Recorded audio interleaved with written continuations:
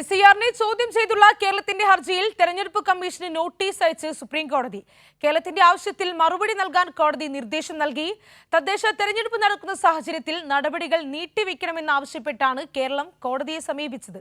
ഈ മാസം 26-ന് വീണ്ടും കേസ് പരിഗണിക്കും. കേരളത്തിലെ SIR ചോദ്യം ചെയ്തുള്ള ഹർജിയിലാണ് കേന്ദ്ര തെരഞ്ഞെടുപ്പ് കമ്മീഷന് സുപ്രീം കോടതി നോട്ടീസ് അയച്ചത്. വിഷയത്തിൽ സത്യവാങ്മൂലം സമർപ്പിക്കാൻ കോടതി നിർദ്ദേശം നൽകി.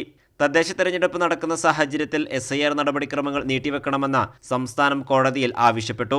കേരളത്തിന്റെ ഹർജികൾ പ്രത്യേകം പരിഗണിക്കുമെന്ന് ജസ്റ്റിസ് സൂര്യകാന്ത് അധ്യക്ഷനായ ബെഞ്ച് ചൂണ്ടിക്കാട്ടി.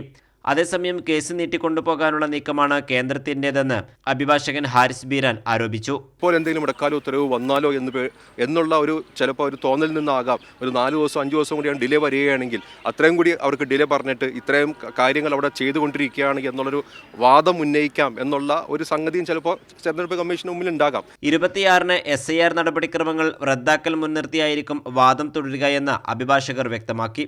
സംസ്ഥാനത്തിന് പുറമെ CPIM, കോൺഗ്രസ്, മുസ്ലിം ലീഗ് എന്നീ രാഷ്ട്രീയ പാർട്ടികളും ഹർജികൾ സമർപ്പിച്ചിട്ടുണ്ട്. കേസ് നവംബർ 26-ന് വീണ്ടും പരിഗണിക്കും. കൈരളി ന്യൂസ്, ദില്ലി.